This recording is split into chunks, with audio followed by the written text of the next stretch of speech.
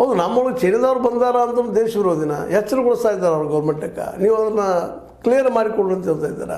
Clear ಮಾಡಿಕೊಡ್ರಿ, ಇಲ್ಲ ಅಂತಂದ್ರೆ ಅದಕ್ಕೆ ದಾಖಲೆಗಳನ್ನು ಒದಗಿಸ್ಬೇಕಾದ್ರೆ ಸರ್ಕಾರ ಕೆಲಸ.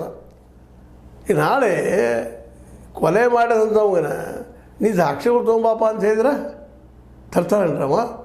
ಇಲ್ಲ, ಹುಡುಕ್ಬೇಕಾಗಿದ್ದು ಇವತ್ತು ಸುಳ್ಳ ಅನ್ನೋದನ್ನು ಗೌರ್ಮೆಂಟಿಗೆ ತೋರಿಸ್ಬೇಕು. ಅದನ್ನು ಮೋದಿ ಅವ್ರು ತೋರಿಸ್ಬೇಕಲ್ಲ, ನಮ್ಮೊಳಗೆ ಯಾರೂ ಬಂದಿಲ್ಲ ಅಂತ ಎಲ್ಲ ಪಿಕ್ಚರ್ ತೋರಿಸ್ಬಿಡ್ಬೇಕು. ಅದನ್ನು ಪ್ರೂವ್ ಮಾಡಬೇಕಾಗಿದ್ದು ಗೌರ್ಮೆಂಟ.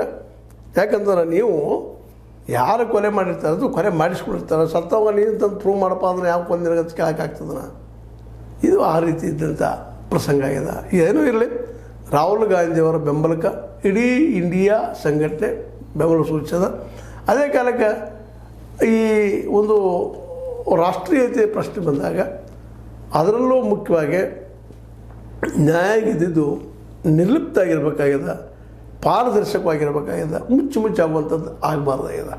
ಯಾಕಪ್ಪ ಅಂತಂದ್ರೆ ಮುಚ್ಚುಮುಚ್ಚು ಆಗೋದ್ರಿಂದಾಗಿ ಅನೇಕ ಸಮಸ್ಯೆಗಳಿಗೆ ಕಾರಣ ಆಗ್ತಾವೆ. ಈ ಸಂದರ್ಭದಲ್ಲೇ ನಮ್ಮ ರಾಹುಲ್ ಗಾಂಧಿಯವರು ತಮ್ಮ ಪ್ರಶ್ನೆ ಮಾಡೋ ಕೆಲಸ ಮಾಡಿದ್ದಾರೆ, ಪ್ರಶ್ನೆ ಮಾಡ್ತಾಯಿದ್ದಾರೆ. ಏನಪ್ಪ ಏನು ಮಾಡಿದ್ದೀರಿ ಅಂತೇಳಿ, ಏನಾಯಿತು ಅಂತೇಳಿ ಅದು ಅವ್ರು ಮಾಡಲಿ. ಅವ್ರಿಗೆ ಪೂರ್ಣ ಪ್ರಮಾಣದಲ್ಲೇ ಆ ಒಂದು ಎನ್ಕ್ವೈರಿ ಮಾಡು ಅಥವಾ ಪ್ರಶ್ನೆ ಮಾಡೋ ವಿಚಾರದಲ್ಲಿ ಯಾರೂ ಹಸ್ತಕ್ಷೇಪ ಮಾಡದಿದ್ದರೆ ಒಳ್ಳೆಯದು ಅಂತ ಈ ಸಂದರ್ಭದಲ್ಲಿ ಅನ್ನಿಸ್ತಾ ಇದೆ.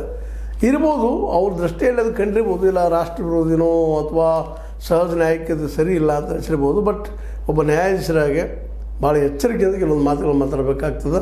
ಮತ್ತು ಇತ್ತೀಚೆಗೆ ಯಾಕೋ ಏನೋ ನ್ಯಾಯಾಂಗದಲ್ಲೂ ಮೊದಲಿದ್ದಷ್ಟು ಪಾರದರ್ಶಕತೆ ಹೊರಗೆ ಬರ್ತಾಯಿಲ್ಲ ಅಂತ ಆರೋಪಗಳು ಕೇಳಿ ಬರೋದು ಒಂದೊಂದು ಸಿದ್ಧ ಆಗ್ತಾ ಹೋಗ್ತಿರೋದು ಮಾತ್ರ ಕಳವಳಕಾರಿ ವಿಷಯ. ಯಾಕಂದರೆ ನ್ಯಾಯಾಂಗ ಅದೊಂದು ಸಪ್ರೇಟ್ ಬಾಡಿ ಮತ್ತು ಈ ದೇಶದ ಶಾಸಕಾಂಗ ಮತ್ತು ಕಾರ್ಯಾಂಗ